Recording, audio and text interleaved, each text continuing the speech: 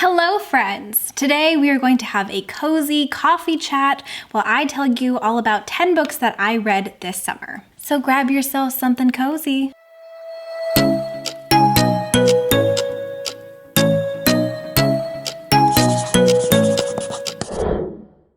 Hi friends, my name is Lexi and welcome back to my channel. Today is going to be a really fun day because today is going to be kind of like a recent reads wrap up for some of the books that I've read this summer. Technically, I have read way more than 10 books this summer, but for my wrap ups, I like to take a little bit more time with each book. And so for me, I like to try to keep them at around 10 books per wrap up so that the videos don't get too long. What I thought would be kind of fun though is to make this kind of a little bit of a cozy coffee chat. So we're actually going to be brewing some coffee in my Chemex today. And then I also bought these really cute little cookies. So this is biscotti with almonds, and I'm gonna have one or two, and it's just gonna be like a very cozy, fun little chat, super casual.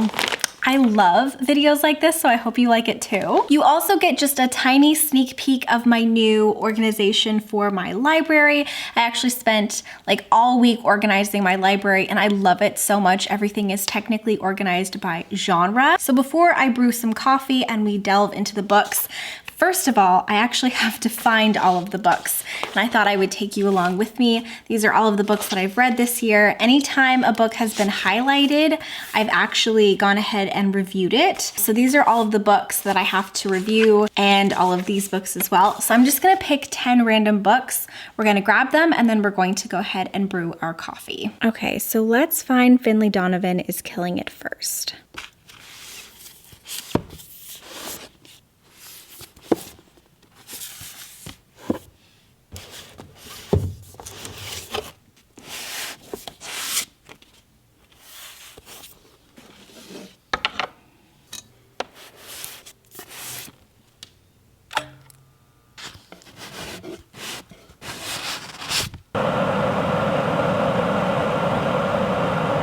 When you're using a Chemex, you actually want to wet the paper and the Chemex first, just because it kind of warms everything up, and it also takes away the papery taste from the paper, but it doesn't have to be perfect. Today I am using a hazelnut roast, and I've actually mixed it with half decaf, half regular, because I tend to like prefer things a little less caffeinated. And it smells so good.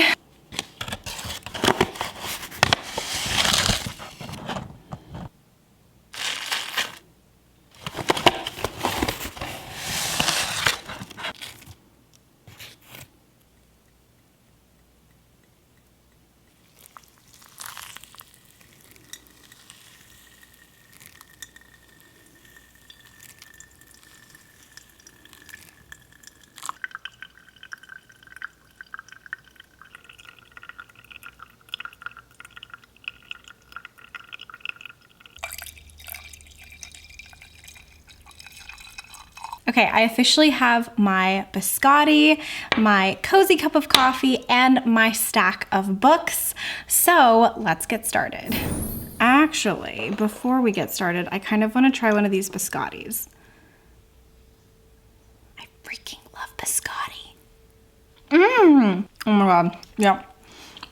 Okay, now we can go ahead and discuss all of the books. So the very first book is a book that I actually read for a vlog. Anytime there's a vlog, I'll let you know, and then I'll also link it somewhere up above and down below. But this is a nonfiction and this is a memoir, but this is done in a very creative way. This is by Carmen Maria Machado, and this is a memoir about her past relationship with her girlfriend who is very abusive. It gets very sad. However, I thought it was brilliant. I gave this 5 out of 5 stars, and I loved the way that Carmen Maria Machado explored this relationship. The way she essentially goes about this is she starts in the beginning of the book by saying that she wants to think of this as like a gothic tale almost, and so she constructs her relationship the way you would construct a house, and then she deconstructs it room by room, and she uses a lot of metaphors in this particular memoir. All of the memoirs somehow relate back to an experience or a memory that she had, but basically this is her past relationship and how she has been haunted haunted by it and all of the horrific things that happen to her in this relationship. It's really, really sad, but it's incredibly powerful. And the writing in this was so unbelievably moving and touching for me.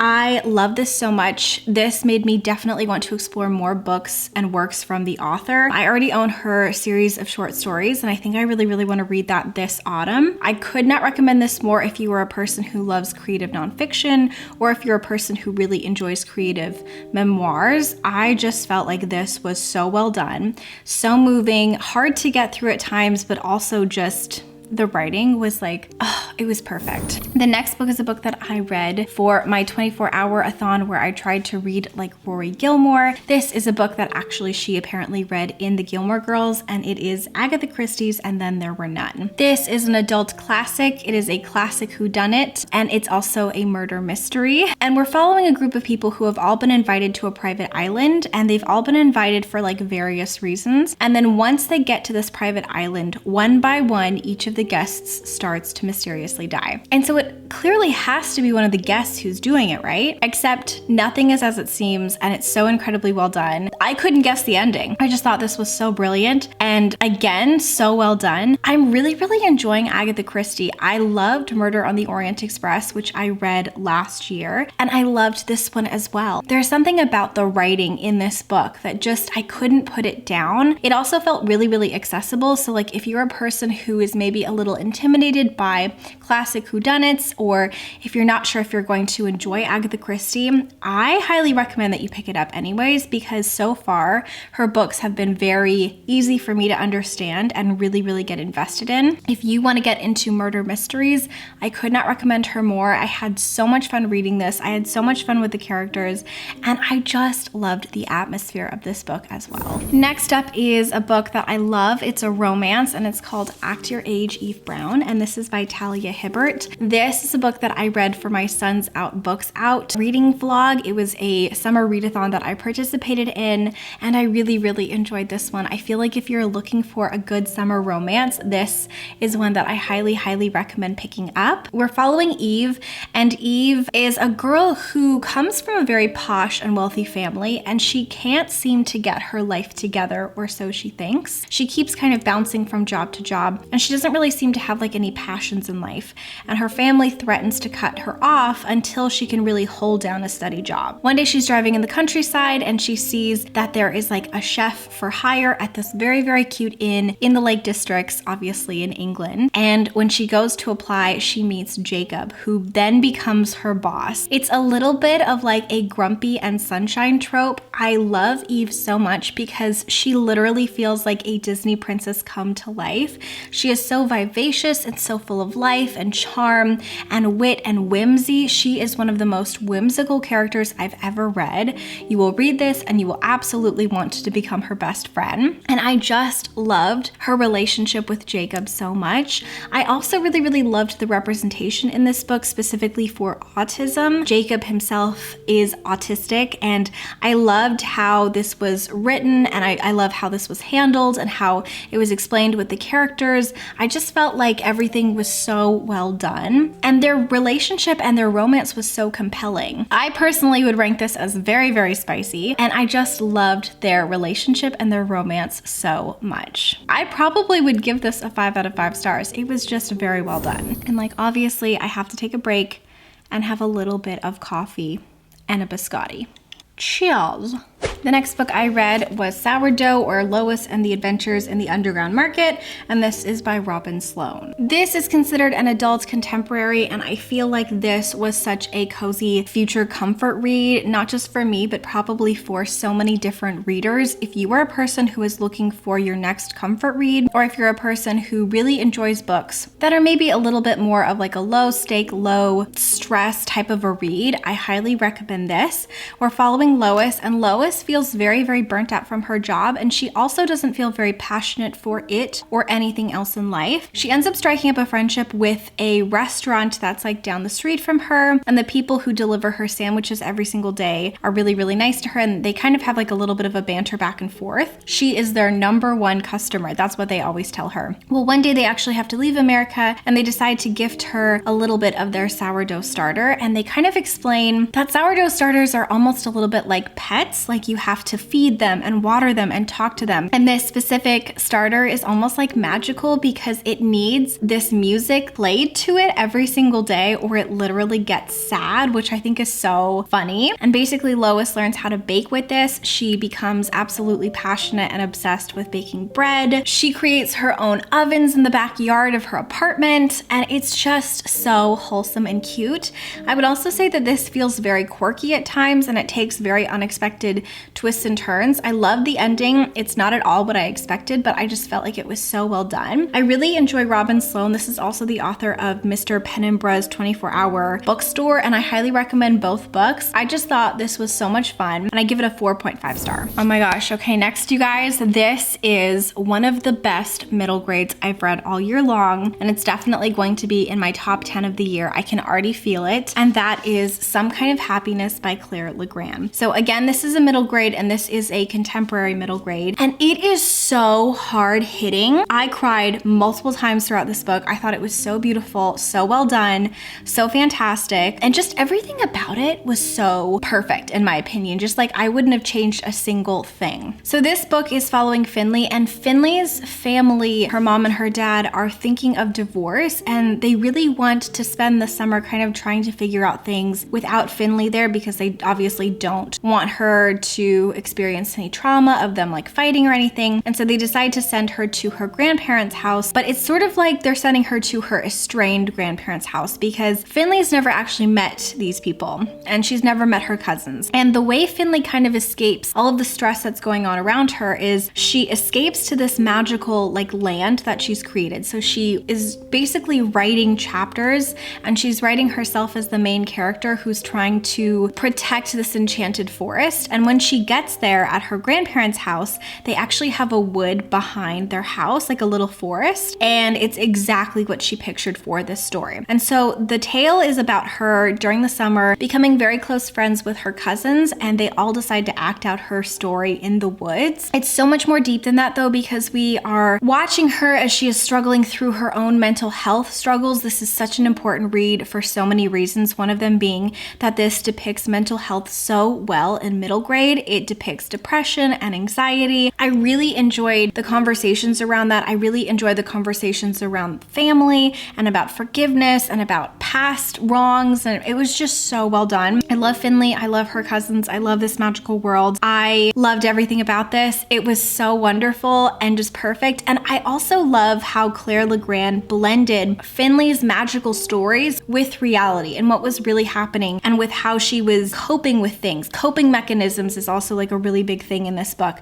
And I loved it so much. I thought it was so wonderful. I could not recommend it more. 5 out of 5 stars. Next up is Sirens and Muses, and this is by Antonia Angress. This is a book that I listed as one of my top anticipated books of the year, and it did not let me down. I took so many different like notes and annotations in this. I had so much fun reading this. This is considered like a campus novel. I don't think I would classify it as dark academia, although I also like wouldn't gatekeep it out of dark academia if someone did consider this dark academic. We're really focusing on 4 different perspectives, and they all go to this private art university in New England, which sounds dark academia, but like I didn't fully get those vibes. 2 of the perspectives are roommates Louisa and Katrina, and they are roommates who both want to be artists, and they tend to like push each other, and then they slowly become obsessed with each other, and they start in kind of a little bit of like a relationship together. We're also following the perspective of Katrina's boyfriend. Oh my god, I hate it. I did not like him. His name is Preston, and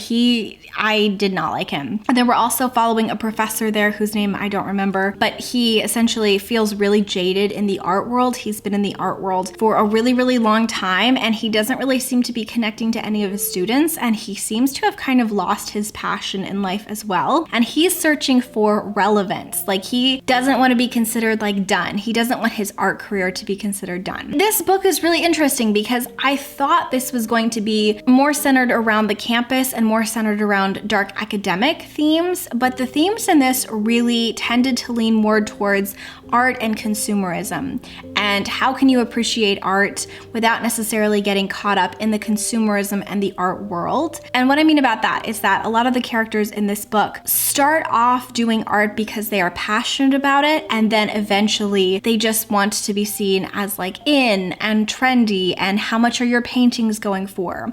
Half of the book actually takes place on campus, and the other half follows them when they all leave the school and they're trying to make it as artists themselves. There are so many wonderful conversations in here about consumerism. I really enjoyed so many of the themes, and also there were so many beautiful quotes in here that were like absolutely just ripping at my heartstrings. This was so well done. Again, I gave this a 5 out of 5 stars. I guess I picked a lot of the books that I really wanted to talk about because most of the books that I'm talking about are like very highly rated. This was so good, and I feel like I could talk about this all day long. There are so many themes and important quotes that like I haven't even touched on, but like I want you to discover some of it for yourself. So it's really good. I highly recommend it. Next up, we have one of my new favorite books, and that is Legends and Lattes, and this is by Travis Baldree. This is a high fantasy with low stakes.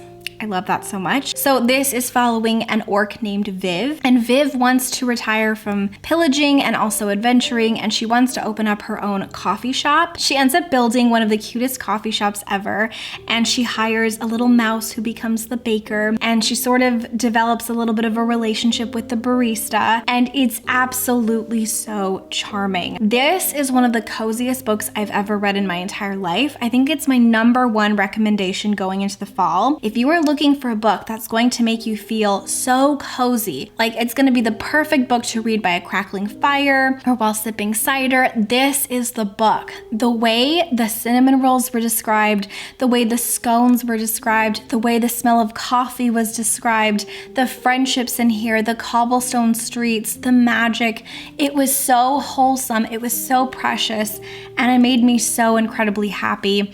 I could not recommend this more. I just thought it was magical. It was so magical. 5 out of 5 stars.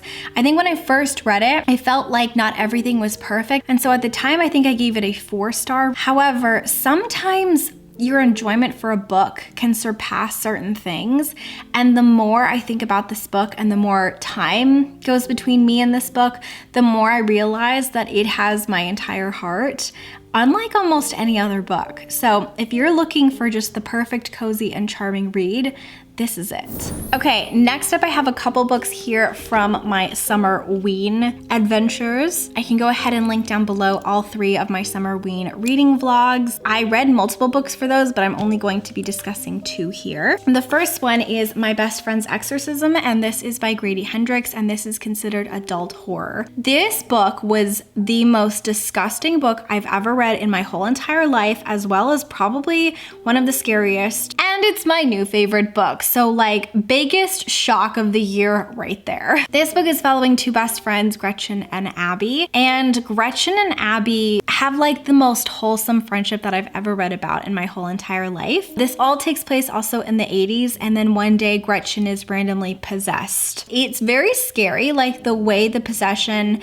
and all of the very disgusting elements are described is really, really gross. But at the heart of the story, the book is about friendship and about how Abby and Gretchen will do anything to protect each other in this book. The wholesome vibes from this friendship story will melt your heart. They are so pure and so beautiful, and actually it really reminded me a lot of Stranger Things. I feel like Stranger Things, not only does it take place in the 80s, it's also a horror. Like it's a Netflix show that's incredibly scary, and it's also really gross at a lot of parts, just like this particular book. But at the heart of it, it's about a group of friends who would do anything to protect each other. And that's that's how I felt reading this. It's kind of like the scary elements aren't really what the story is about. The story is about friendship and how it is just as pure as like romantic love in a totally different way, and how it can get you through so many horrible and dark times. And I just loved it. I loved it so much. I thought it was wonderful. 5 out of 5 stars. Could not recommend this more. It is really scary and it is really gross. Be cautious when you're picking it up. If you're okay with those things though, I couldn't recommend it more. It was absolutely perfect. And then the next book that I read from that vlog was The Southern Book Club's Guide to Slaying Vampires by Grady Hendrix. So what this has taught me is that Grady Hendrix is just amazing. He is an incredible author. He can write so well. All of his horror is very accessible. So if you are somebody who is intimidated by the genre, I definitely was. I have to tell you, I could not recommend him more because the writing really grips you. It's so well done. It's so well written. The pacing is fantastic. The character development is amazing and the character growth is amazing. I loved everything about these 2 books. This book I think is a lot more scary. We're following a vampire. Grady Hendrix actually modeled the vampire after a serial killer. He wanted this vampire to feel very, very real. This vampire moves into this very wealthy southern neighborhood in Charleston, South Carolina, and he runs into the women who belong to this true crime book club, basically. Our main protagonist, Patricia, suspects that he's really a bad guy when these children slowly start to get hurt. The trigger warnings for this are huge because this vampire is despicable and disgusting, and you will absolutely hate him because not only is he modeled after like a psychopath and a serial killer, but he is abusing children in like very disgusting, gross ways. I'm not gonna say how on my channel. I don't wanna get demonetized. I hope you understand what I'm saying. And it's very difficult to read through some of the scenes because the metaphors for how he is abusing these children are so blatant and so disgusting that it's genuinely very difficult to get through. But it is ultimately a story of hope because the mothers band together, not knowing anything, not knowing how to fight, not knowing anything about monsters, and they basically say, you are not gonna mess with our kids. Just like the power that comes from watching these mothers and these women who lay down their lives and do anything to protect these children. It made me cry, it made me emotional, it made me just feel like you don't have to be a badass necessarily to do incredible badass things, and it was so wonderful. So like, while the subject matter was very difficult to get through at times, read it alone for the women because the women make you feel so empowered and like happy and I don't know, like hopeful. Really, the word is hopeful. So I was so thoroughly impressed. I will read anything by Grady Hendrix at this point. I thought it was fantastic, yes. And then the last book I have here is going to be Finlay Donovan is Killing It. And again, it's another book that's probably going to make my top 10 of the year. Amazing, phenomenal, wonderful, 5 out of 5 stars. So this book is following Finlay, and Finlay feels like her life is kind of falling apart. She's just gotten a divorce from her husband who has left her for a younger woman, and he is scum. Like, we don't like her husband, okay? He's so rude to her. He doesn't help her out at all. And she's currently trying to meet with her book editor at a Panera. When she's at this meeting with her editor, she kind of explains the next book that she's writing. So she's a thriller author, and she's talking about how she can't figure out how to kill her main character. That scared the shit out of me, Meow Meow. I thought a person was staring at me. Well, I'm glad it was you, but I felt eyes. Anyways, Finlay is talking about how she cannot figure out how to kill her main character, and somebody overhears this and thinks that Finlay is a hit woman, and they give her a lot of money and they basically say, please kill my husband. So now Finlay Donovan has to try to figure out how to kill this guy. And it's so funny. Reading it felt like watching a comedy. It was so well done. It was so engaging and fast-paced and hilarious, just like funny. It really took me out of my own head. One thing that I'm realizing is that while I appreciate literature, like while I appreciate books that make me cry and feel things, I think I equally appreciate books that just make me happy, that just are low stress, that feel like a vacation from my own thoughts and head. You know what I mean? Like sometimes when you read those hard-hitting sad books, they can move you and stay with you unlike anything else. And it's beautiful. but it can also make me kind of sink down lower into my own thoughts and head. And if I'm already sad, it can make me much more sad. But finding Legends and Lattes and Finley Donovan is Killing It and a couple others has just made me feel lighter and more happy. And so going forward, I think I'm definitely going to be seeking out more books like Finley Donovan, like Legends and Lattes, books that feel cozy and happy and that are funny. I could not recommend this more if you were looking for a good murder mystery that's also going to make you laugh. And I think, you guys, that is it. Those are all 10 books that I read for the summer. Again, I've read quite a few more, but those are the 10 that I'm going to be focusing on for this round. And I would love to hear from you guys. What books have you read this summer? Do you have a new favorite? Do you have a book that you recommend to me? Let's talk about all of that down below in the comments. And why don't you leave me a super summary emoji? Leave me an ice cream emoji. And I think that's it for now, you guys. So until next time, book lovers, keep your head in the clouds and your heart in a book, and I will talk to you very soon. Bye! Always think of you when spring comes, like it's something in the air.